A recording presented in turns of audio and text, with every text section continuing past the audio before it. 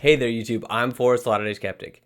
If you don't already know, my brother Jacob runs the YouTube channel Thoughtful Faith. We've been having conversations about faith and philosophy most of our lives, but now we're starting to have these conversations here on YouTube. Anyways, here's the conversation we had. I hope you enjoy it. I think the last time we did this, it was like, yeah, we're going to start putting these out all the time. And then months go by, we don't connect. And it takes like an issue, like a couple of videos of us going back and forth to be like, okay, we need to actually just get on camera again. Yeah, and little things happen, like having children, your first child. So that's the big news today, everyone. I've been a little busy. Big news. Forrest has joined the ranks of parents with the birth of his first child, a boy. How's that going? Honestly, it's been amazing. Love every bit of it. He's healthy, which is about all you can ask for, and cute also, which is a plus. He's adorable. I'm just mad I haven't got to meet him yet, but you guys are coming to town soon. I will say he's been cramping my YouTube style a little bit. It's harder to put out content when you have kids.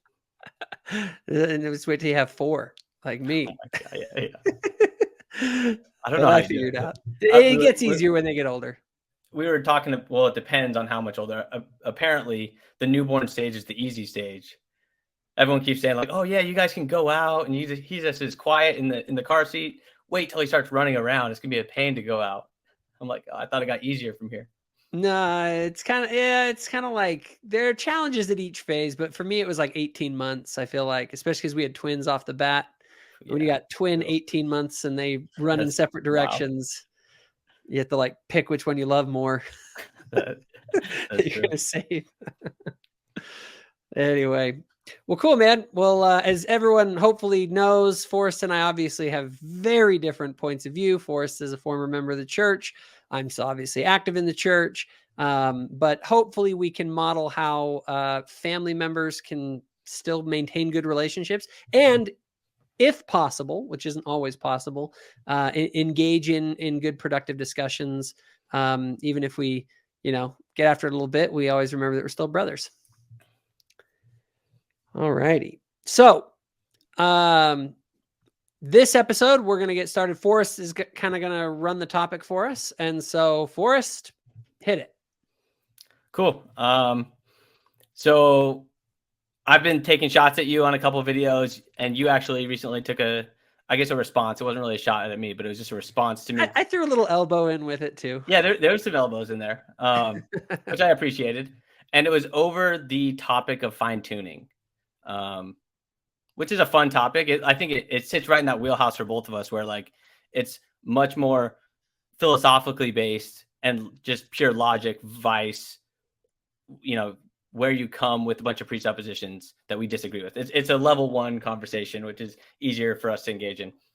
But what's interesting and what I want to bring up in this video is maybe a flaw that I see you present. I basically see you presenting the fine-tuning argument, but to me, the fine-tuning argument stands at odds with the Mormon conception of God. Yeah.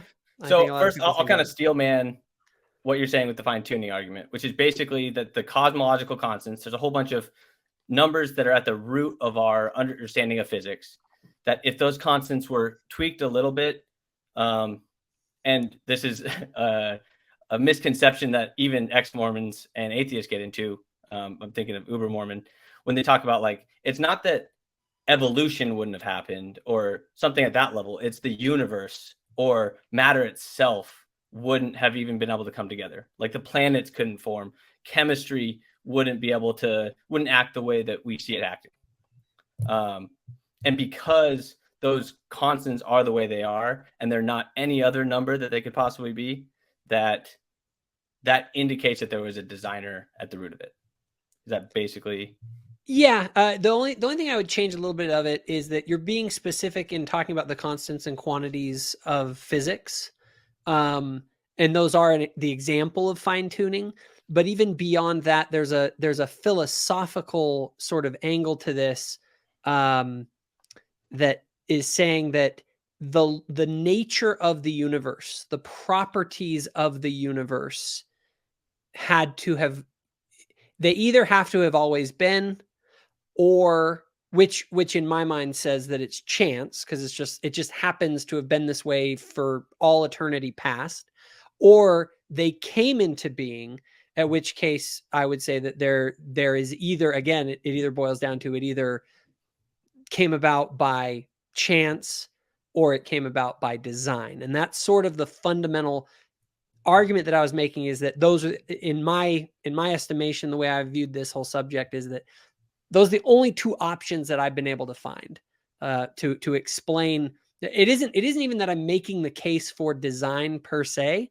I'm just, more than anything, pointing to saying those are the only two options. So if you don't believe that it was designed, that means that you have to believe that it was chance. That's the only other option that's available. So I'm going to avoid a little bit. I mean, if we have time at the end, I'll bring up, we've talked about this before, and I have a few, like I for the most part agree with you, but I think there's some nuance to this either or that you're bringing up, but we can bring that up at the end. I more want to just talk about the fine tuning argument is, and I'm not saying you're taking this, but it also doesn't really matter. All these arguments are out in public domain, so they're for anybody to use. But these are very much like Frank Turek heavy arguments in his book, I Don't Have Enough Faith to Be an Atheist. Frank Turek, Stephen Meyer, William Lane Craig. I drew a lot on, I would say actually probably primarily William Lane Craig is where I at least was at first introduced to these ideas. And just so everyone should know, this isn't like a Mormon thing. This is very much Muslims will be involved in this conversation. Like anyone who believes in some sort of an intelligent designer to the universe and that the universe doesn't exist by chance. This is not a Mormon conversation, but I know you're saying like, but wait a minute, doesn't some of this not square with sort of Mormon theological? And I actually want to say exactly that. This is typically a more generic Christian conception of God argument. This is a spaceless, timeless, immaterial God argument. Yes. So fine tuning plus also the cosmological argument, basically, like if the universe came into existence and the universe consists of time, space, and material, and those things began, then the thing that made it couldn't have those properties. That's in fact, the real root of this is Plato and Aristotle. They were the ones who conceived of the unmoved mover. And it may have been Aristotle specifically who used that language. I can't remember which. And so there is definitely a conception of God that I believe that traditional Christianity stole from Plato and Aristotle, and they bastardized who God was. And that's where sort of the traditional Catholic, Protestant, Orthodox, even Muslim, and even Jewish conceptions of monotheistic God, kind of, a lot of them tie their roots into that sort of a conception of God that Plato and Aristotle also had. So how would you describe the Mormon conception differing from that conception? So it's funny. There are, well, first of all, we say that God is material. I believe, well, I'll put it this way. I think what they're describing is something that can't exist, because when you say, I agree. If I were to say that something is timeless, spaceless, and immaterial with no parts, no passions, and all the other stuff, it's like, that is a great description of nothing. Like that's what nothing is. Yeah. So you're just describing a God that doesn't exist. So obviously we believe in a corporeal God, a God that actually has some sort of physicality. That's one of the first things. We don't believe that God is... well, this is another problem. You get into trouble with the language, because if you're talking about God, you can be talking about different things. I could be speaking about a specific person. I could be speaking about God the Father, right? Or I could be speaking about a title that is given to someone who has attained the qualities of divinity, right? So for this conversation, we'll go with God the Father. Okay, God the Father. God the Father is the one that I'm mostly interested in. Perfect. And I will, just because in preparing for this, there is one other notion of God that I want to talk about. And that is the notion of God as the greatest power or thing in existence. The thing that, and that is what in Latter-day Saint conception we would call eternal law. It's the thing that even God is subject to. Because there are some people that literally their definition of God is the highest thing. And we believe that God is actually subject to eternal law. And so I just want to make sure that's clear just at the outset. But you want to talk about the Mormon mostly want to talk conception about of God the Father. And basically, I think you've agreed at this point that he is material. Yes. Now, I want to be very careful because material doesn't mean that he's just like us materially. I would compare God the Father's materiality to Jesus Christ's materiality post-resurrection. So I listened to your Jeff McCullough video on the nature of God. Perfect. Which I think I think you were tiptoeing a little bit around it. But so I looked up, you know, how the church has all those like kind of animated videos about like their beliefs. Uh-huh. And in one of those videos, I have it here if we want to share it or whatever, but it says that the Mormon church believes that God has flesh and bone. Would you agree with that statement? Yeah, in the sense that Jesus Christ had flesh and bone after his resurrection. Okay, so this gets into what I think is the problem of, I really see you using the fine-tuning argument as like, what is it? You're trying to have your cake and eat it too. It's like you want to use an argument that is typically used for timeless, spaceless, immaterial, but that actually doesn't square with your God. So you can have that conversation and it sounds great, but when you actually compare it to what your belief about God is, you realize there's some major flaws. Okay, let's explore it. So basically, if God's material, how does the fine-tuning argument help you when God's material depends upon physical laws that give rise to his material? So I wouldn't say necessarily that first of all, that our knowledge of physical laws is anywhere complete. I don't think we know the nature of material at all. I think I think that material is a great mystery, still to be understood and discovered. But to say that he is subject to the same physical laws that I am, I don't believe that his body, like Jesus Christ's body, wasn't going to die ever. It was able to go through walls or whatever and ascend to heaven, but it did exist in some material sense. So when you say, does he have a body and what is the nature of that body? I'm really like, I can't say I know a lot about that. And I would definitely conclude though, just from what Jesus is, from Jesus Christ, post-resurrection body, that his body is somehow different from ours in some fundamental way. So you don't think the laws of physics apply to the flesh and bone that God has? They not in the way that we currently understand it. Obviously they don't. For instance, if his body doesn't die, well, then obviously the laws of thermodynamics in some way don't apply to him in the same way that they apply to a mortal body, which is the proper way to talk about our body, versus a perfected and resurrected body. Okay, so I think we kind of maybe got into a couple of these already and maybe can skip through them, but can we go to the slides I've got? Yeah. I jammed these up real quick, so forgive any typos / formatting errors. All right, so I made a few syllogisms, and we'll kind of just go through them and see where you disagree with this conception that God is material, but also maybe different material, and how that plays into the fine-tuning argument. So this is each one of these. I have multiple slides. This one is like a full, they all play together. So P1, material does not exist outside of our universe. Do you agree with that or disagree with that? I disagree with that. Well, real quick though, I would say this. My other question though that I would have for you is, how are you defining the universe? Are you defining the universe as all that exists? Or are you referring to the time, space, matter that we have observed and that we believe or that we currently experience? So I actually liked your differentiation when you were talking to Jeff McCullough. But I think you're not going to like my answer is everything that we have access to. Everything that we currently have access to? Everything that we can have access to. Yeah, I'd say like while we're alive, basically.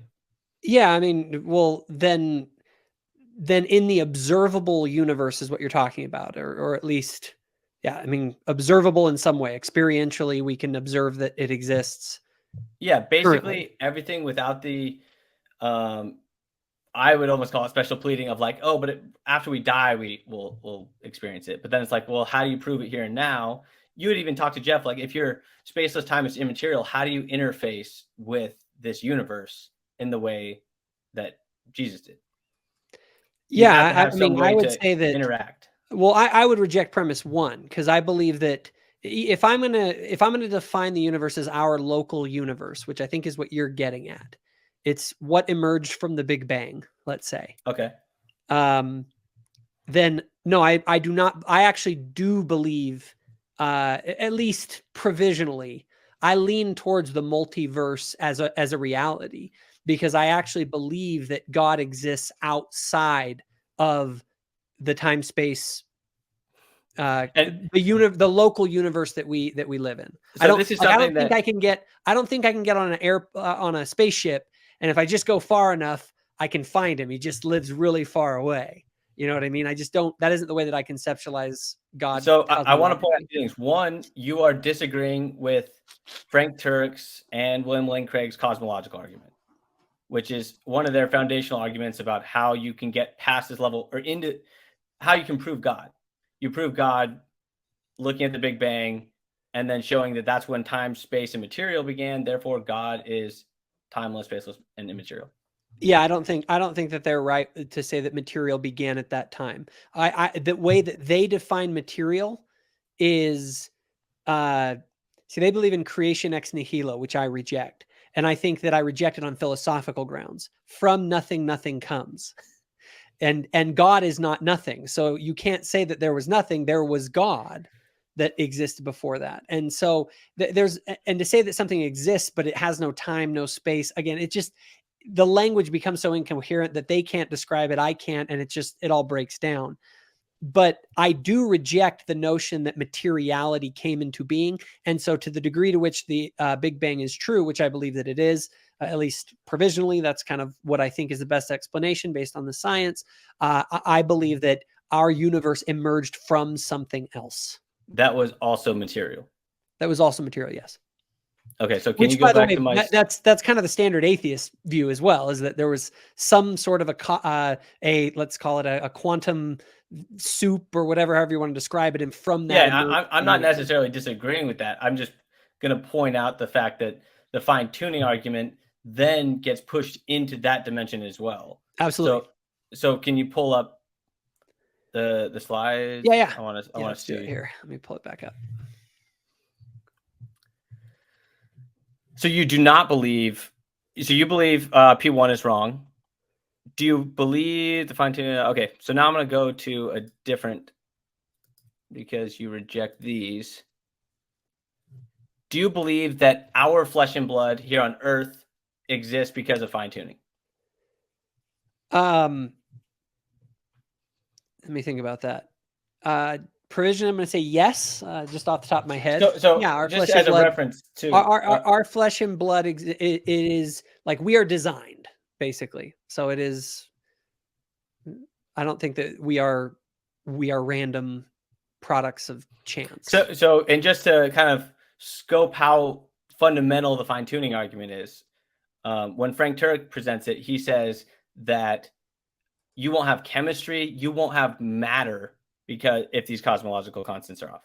So if our blood and our flesh are made of matter, which they are, then they are a result of the fine tuning of the universe. Yeah, I don't think I have an issue with that. I can bring up the slide again anytime if you want also. Yeah, I've also got them on this computer here, so I can also reference it. So then P2, God is made out of flesh and blood. Therefore, God is finely tuned.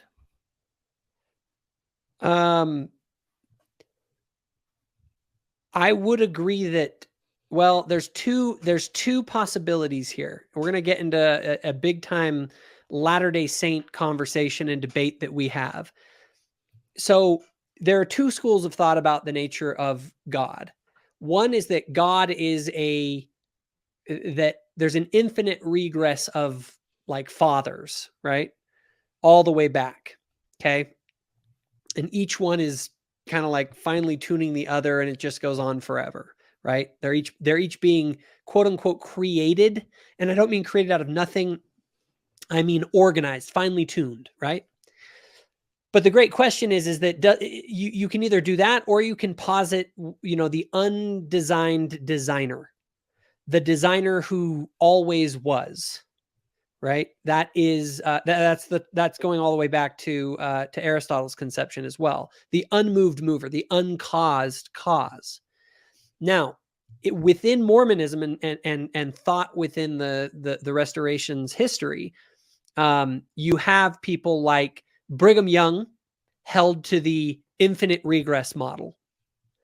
But on the other hand, you have people like, and I think McConkie was on board with this too, and I think Joseph Smith was, and I think Orson Pratt was, and this was the conception that it doesn't go back infinitely, that there is what you would call the Most High God, the unmoved mover, essentially, that they're an eternal being who always has been.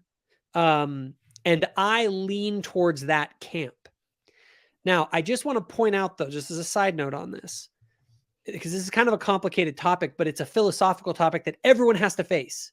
Atheists, everybody. Okay, even if you say that the world was caused by chance, let's say, or let's say like Seth was saying by evolution, you say, well, our universe came about by the product of an evolution that was going on in the multiverse sphere, right?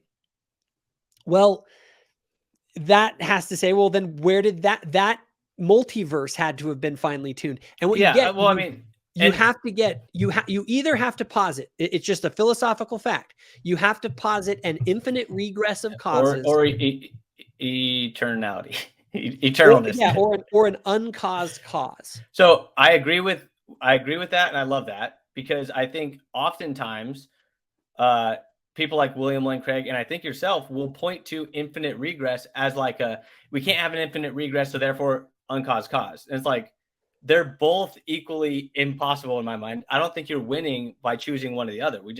We're in this philosophically like super interesting area of like what happens when the only options are both impossible. It is the big, like, and that's what I'm saying. This is something that atheists, that everyone has to posit, and it goes all the way back to the Greeks. We're talking about this. They were trying to figure out what the freak is going on, and so I lean towards the uncaused cause. I lean towards I lean on that primarily theologically, because I believe that scripturally what is revealed is a Most High God, that there is some ultimate being that ultimately constitutes God. And if somebody wanted to make a good argument against me, by the way, just to kind of help out Seth here, one of the challenges is then you say, well, doesn't that God exist by chance? He just, yeah, exactly. I think forever? The whole God thing just adds baggage and pushes the argument further back. So I guess this is what's funny you brought that up. So go back one slide.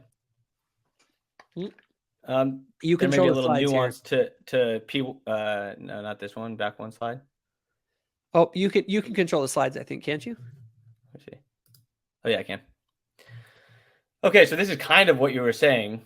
This is like an argument for an infinite regress, which is basically P1, fine-tuning is how material exists. God's made out of material.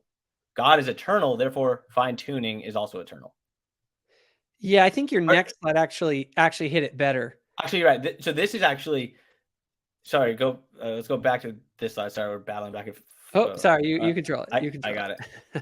So this one is actually showing that just because you prove God is eternal doesn't prove that God is the ultimate source. You could say fine-tuning maybe the thing that precedes God, because God requires fine tuning to even exist. Well, and that's one of the things that you would say.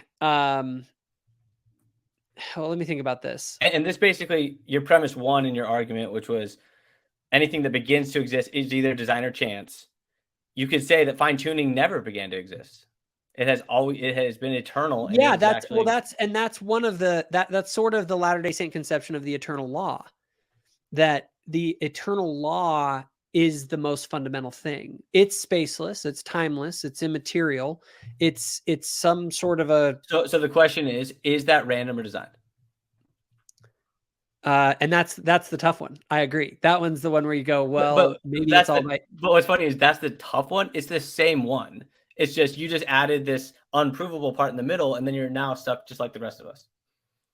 Well, no, saying that it's chance that God just happened to exist. I'm saying, yeah, right now we're in this dilemma where we have this universe in front of us, and it was either designed or random. You say, but God, and now you have to answer the same question we have to answer. No, not if God is eternal. No, if God is eternal and God is material, presumably God is subject to eternal law, which Mormons believe. Therefore, that eternal law, where did that come from? It being eternal, it doesn't have a cause. That's the thing. My first premise is that which begins to exist. Because if it didn't begin to exist, then that is this. It's a question that doesn't make any sense when you say, well, what caused the eternal thing? It's the causes happen in time. That's fine, but I would say it's just equally as absurd as making up another cause and then having an infinite regress, or just saying. I agree. When you start getting outside of time, things start breaking down pretty fast, and they're hard to even conceptualize. Your argument in that debate was one of these arguments. It was an argument that things break down so fast. You're at the edge of what makes sense, and so now we're just debating basically eternal causes, or an infinite regress, or an eternal cause. But we can say that those causes that are an infinite regress, are they just chance or are they designed?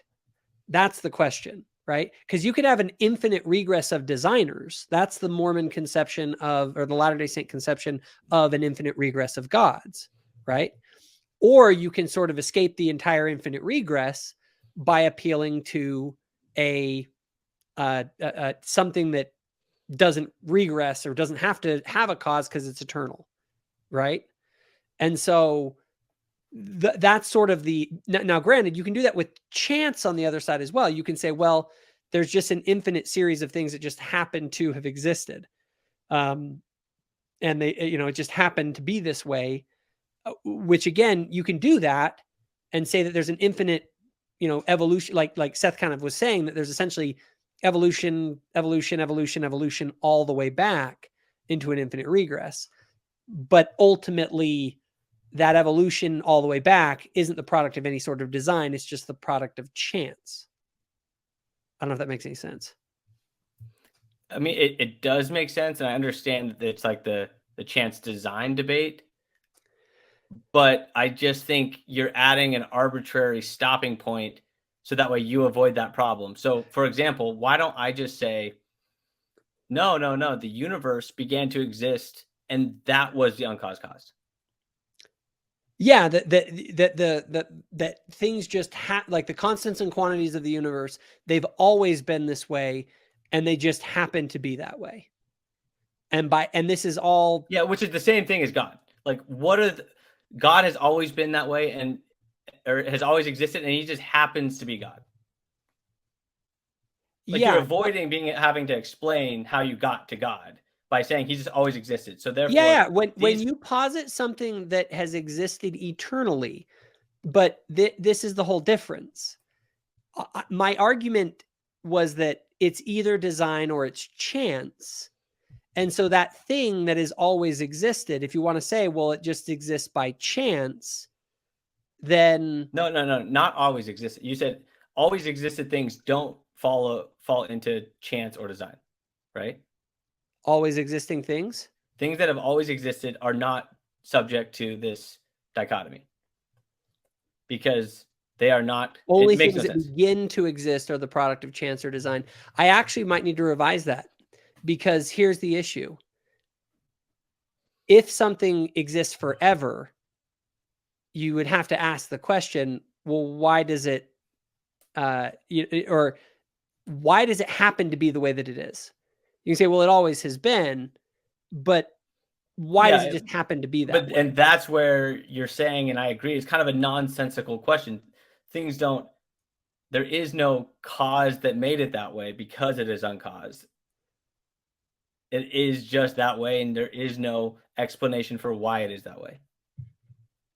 And that's kind of like the get out of jail free card that God is pulling in this argument. Yeah, and I guess you could say, well, this is just the way that the universe is, and there's no need to explain need to explain it. It just is this way. But I think where there is an argument against that, and I'm trying to think, is that the universe, like this is the argument from motion, kind of going back to Aristotle. It's this idea of that. How do I explain it? That something caused everything to start moving, right? And not only did it cause it to start moving, it caused it to start moving in particular ways. And so there is this thing that has acted in the cosmos, because if that thing, if there was no motion, imagine that there's no motion anywhere in the universe, right? It's sort of like something has to move. This is kind of Aristotle's contention.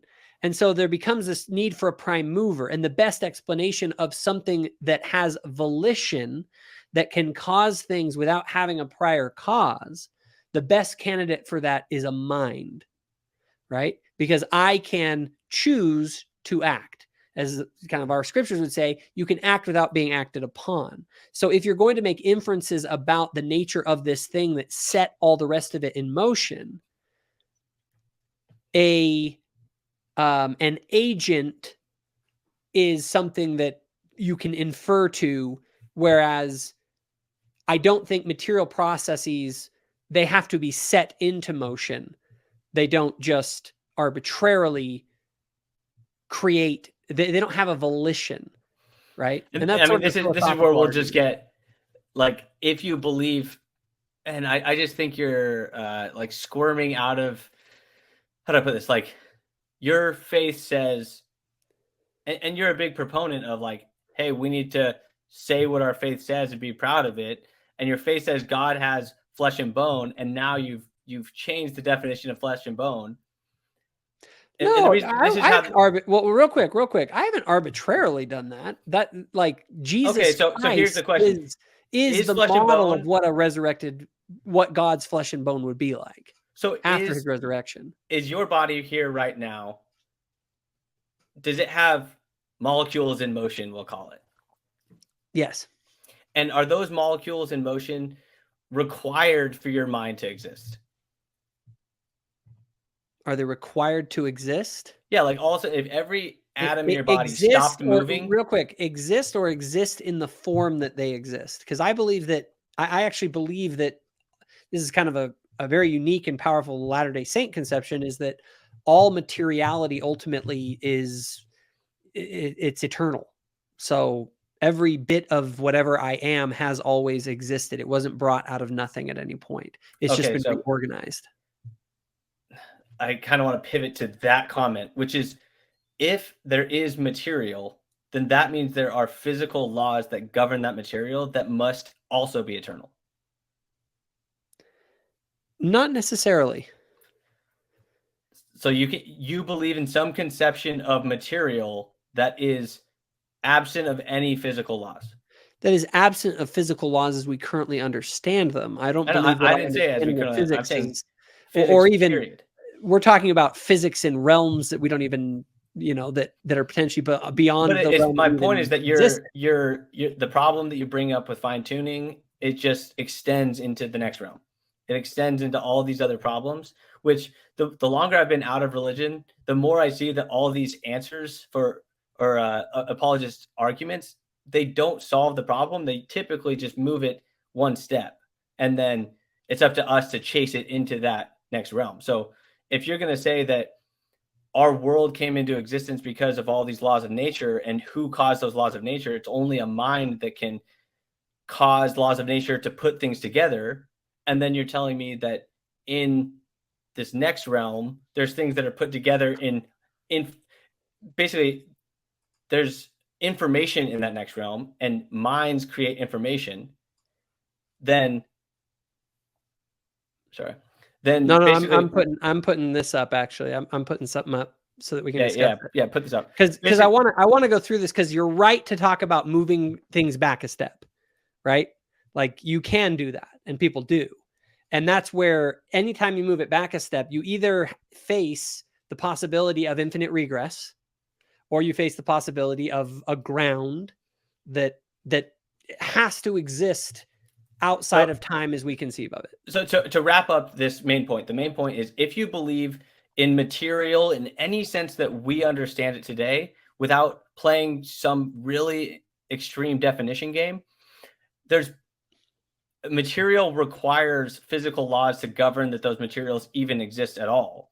And if those laws exist, then there's a fine-tuning argument you can make for those laws. Okay.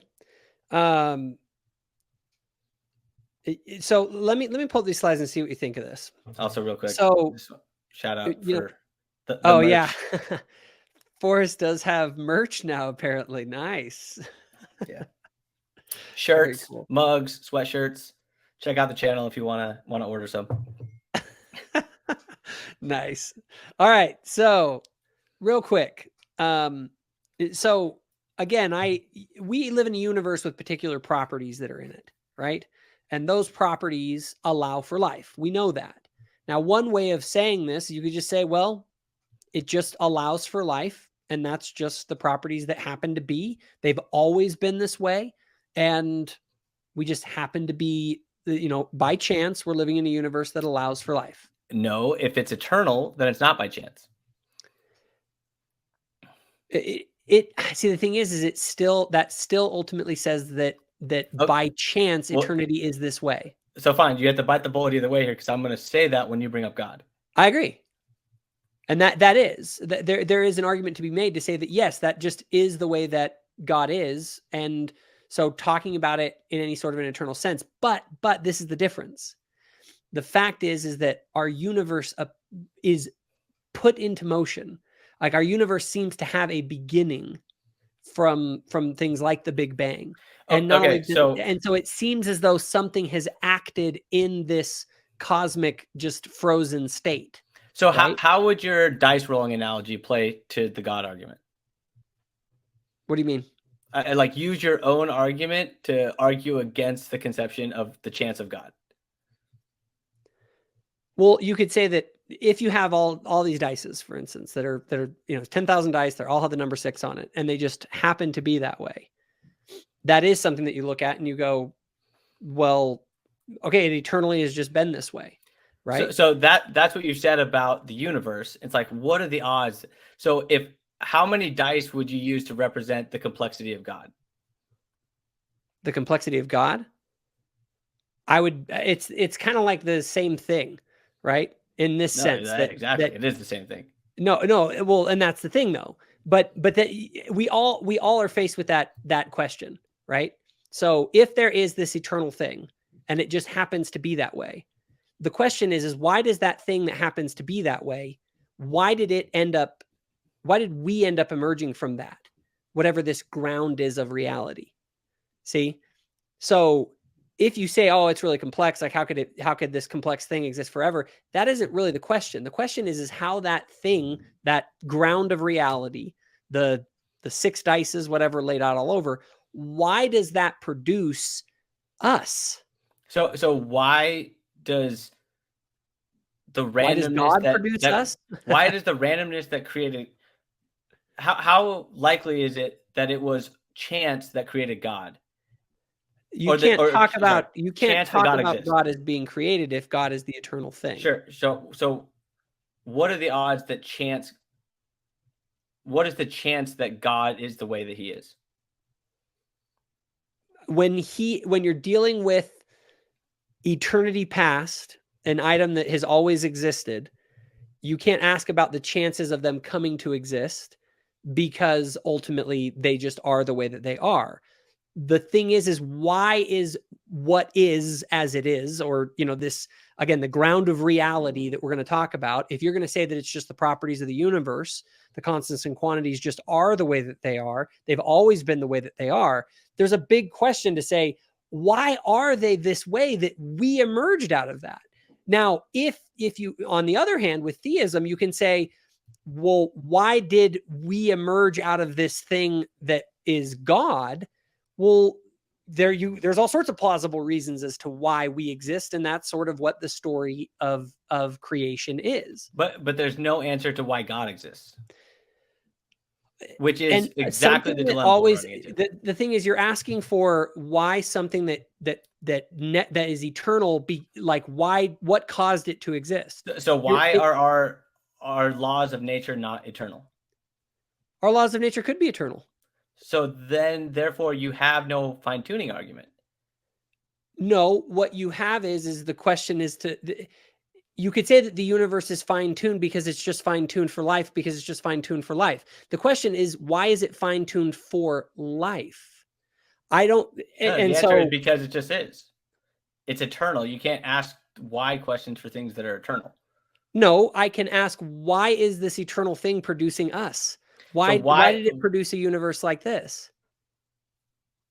Because if the eternal thing, right? So let me pull up the slide. Maybe it'll help a little bit.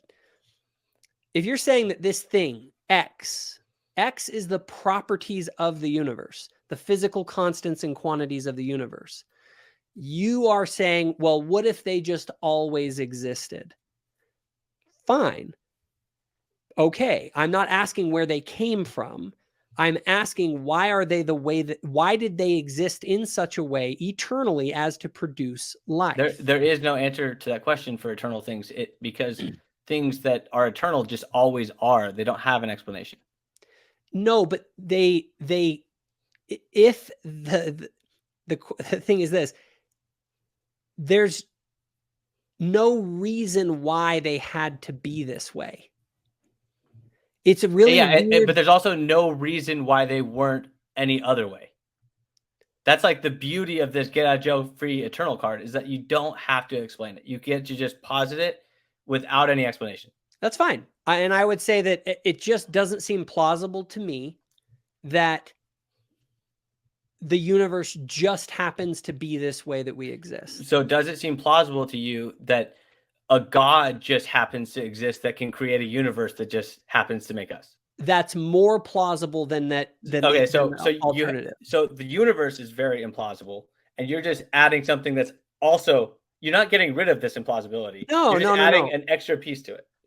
No, I'm saying that it actually, an inference to the best explanation based on what we do know. What we do know is that agents, as we know them, minds in the universe, that they have the ability to act and to create things. And I don't believe that the laws of the universe are fundamental. I believe that they emerged.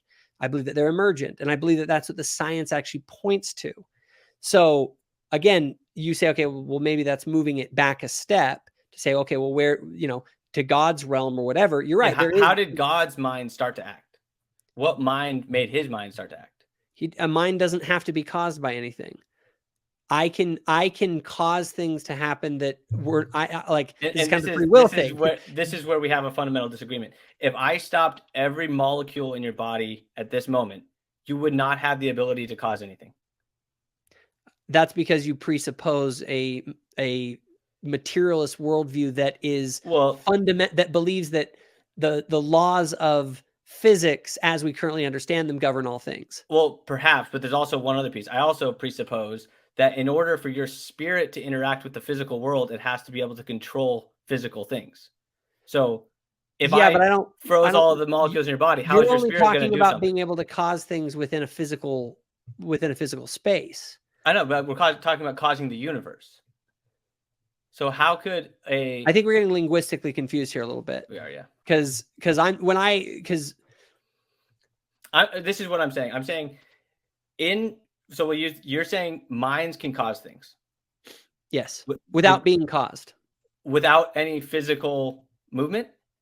Yeah, they are able to, a mind is able to cause something without being caused. That's one of the properties of a mind. That's what free will is. So if I froze every atom in your body, you believe you could cause movement? And by froze, I don't mean like they can't move once you hit them, but what is going to make the atoms start moving in the first place? This is like an interesting philosophical point about like how does it's the same question you have for Jeff McCullough of how does spirit interact with material? Yeah, I believe spirit and material are interwoven in some way that I don't fully understand. I tend to be panpsychist in that sense, but I actually would say that material, if I'm going to posit some sort of a theory, it would be that material is actually emergent from mind,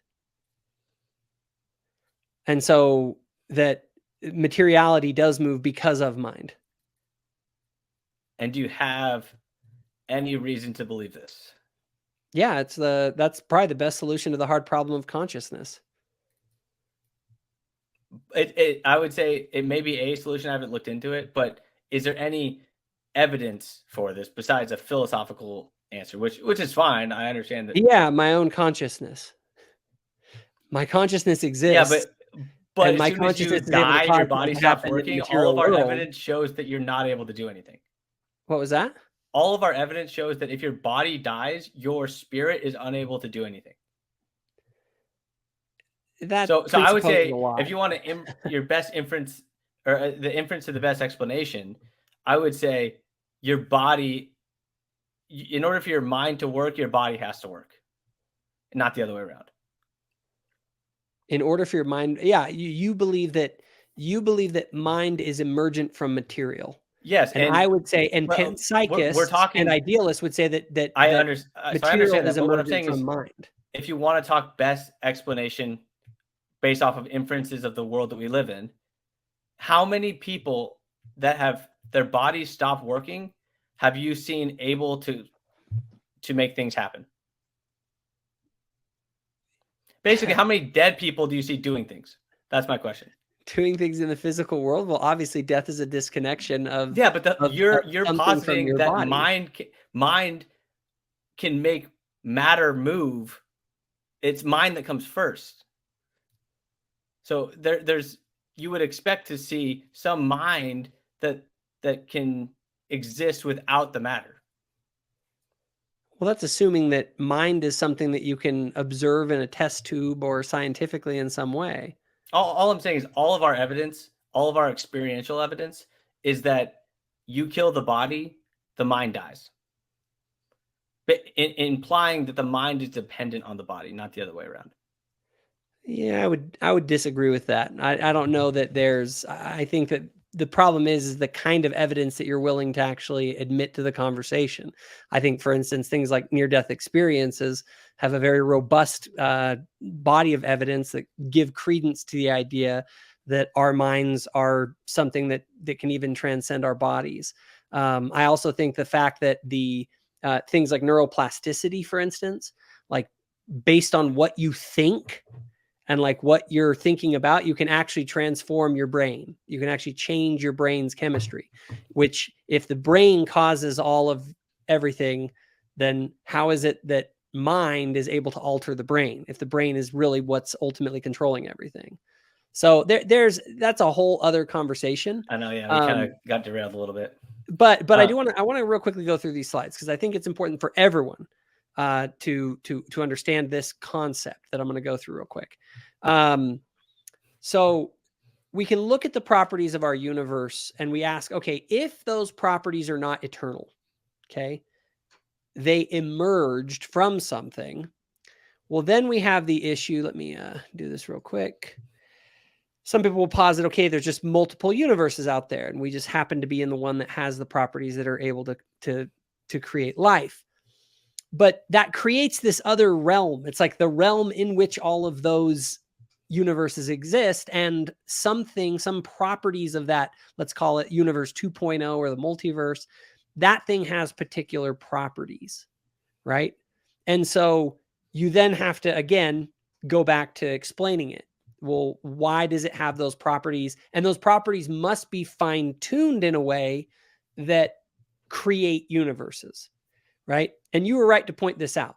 Okay, what you're faced with, we can just keep doing this. Well, that multiverse is inside of another one or whatever. I also want to clarify, in most of this discussion, I've been playing ball with the fine-tuning argument. It doesn't mean I agree with it. I think you could just say it is tuned, and we don't know if it's fine or not. But for the sake of the argument, we'll keep going. Yes, fine-tuning all the way down. Yeah, my thing is this, okay? I say that, like, if Seth wants to say that our universe has, evolution created our universe, some sort of a cosmic evolution. Well, that cosmic evolution is predicated on the properties of the multiverse. So this is where I've been thinking a lot about this, and we've talked about it even. So this is where I think you're misunderstanding emergence. The beauty of emergence is from very simple processes can emerge complex processes. Simple processes are random, and simple things can't. The likelihood of a simple thing happening is much more likely than the likelihood of a complex thing happening. So when you talk, the idea is a random thing happened that caused something super simple, which is likely because of how simple it is. And again, I don't really know how likely. I don't even want to play that game. But the idea is the properties that made this multiplying multiverse. It wasn't like those properties just existed. It was something even smaller that then built building blocks to then eventually have properties that appear very complex. Yeah. So that's how emergence grows from very simple to very complex. And these examples, you're jumping to all these things are super complex. So how did they happen? Well, you could say it started with something really small. I totally which was random and totally possible and totally random. Likely. That's the thing. It's to say that it was a random chance event happening.